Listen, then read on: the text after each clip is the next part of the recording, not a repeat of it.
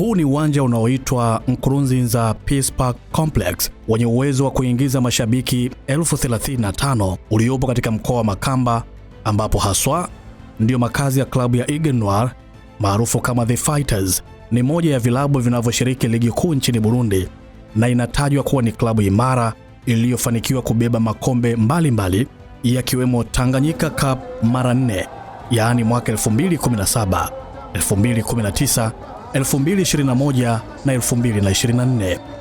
Unit Cup hii walibeba mwaka 2019.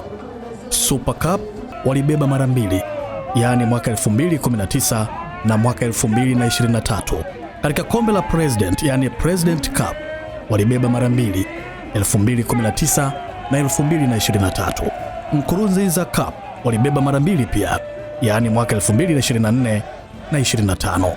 Aigle Noir pia imeweka historia ya kuchukua ubingwa wa ligi kuu ya Burundi mara 2, yaani msimu wa mwaka 2018-19 na mwaka 2024-25.